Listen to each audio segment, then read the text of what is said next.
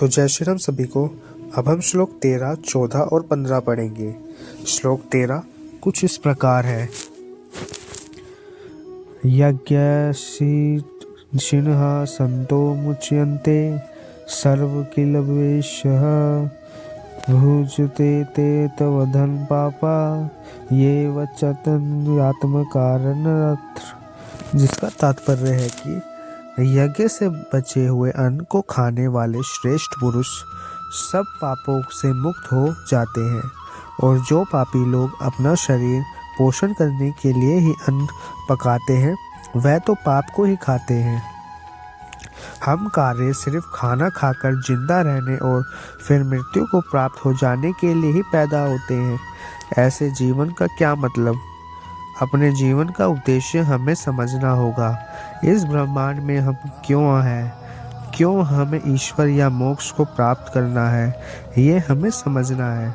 और वह समझने के लिए ही यज्ञ जैसे अनुष्ठान किए जाते हैं। जो लोग यज्ञ और ईश्वर को याद किए बिना सिर्फ अपने जिंदा रहने में लगे रहते हैं, उन्हें चोर समझना चाहिए। अगला श्लोक।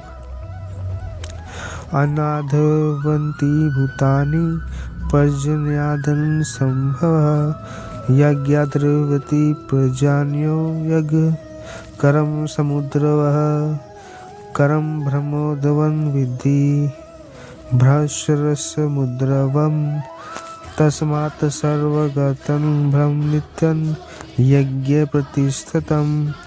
जिसका तात्पर्य है कि अगर अन्न खत्म हो जाए तो सब खत्म हो जाएंगे। संपूर्ण प्राणी जगत हर कोई अन्न से उत्पन्न होते हैं। अन्न की उत्पत्ति वर्षा से होती है और वर्षा यज्ञ से होती है, और यज्ञ कर्मों से होता है, और कर्म की उत्पत्ति वेदों से। हमारी संस्कृति का सार ज्ञान वेदों से ही तो आया है। कर्म क्या है, उसकी परिभाषा भी वेद से आई है, और वेद ब्रह्मविद परमात्मा से उत्पन्न हुए हैं। वेद ईश्वर से आया हुआ ज्ञान है।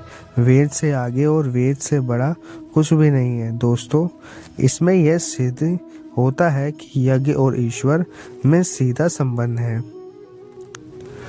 अगला श्लोक। एवं पर्वतींत चक्रन नानुवर्तयत ही आध्योरिन्द्रियामो मोघम पार्थ स जीवति। जिसका तात्पर्य है कि श्री कृष्ण कह रहे हैं, हे पार्थ, जो पुरुष परंपरा से नहीं चलता, जो सृष्टि चक्र और प्रकृति के नियमों के अनुसार नहीं चलता, अर्थात जो अपने कर्तव्यों का पालन नहीं करता, वह इंद्रियों के द्वारा भोगों में रमण करने वाले पापयुक्त पुरुष व्यर्थ ही जीता है। ऐसा इंसान सिर्फ इंद्रियों के वश में रहकर ही जिंदा रहता है, जीता है और मृत्यु को प्राप्त हो जाता है। उसके जीवन मृत्यु का चक्कर चलता ही रहता है। ऐसे इंसान के जीने और मरने का कोई मतलब नहीं है। वेदों में और ग्रंथों में ज्ञान और नियमों बनाए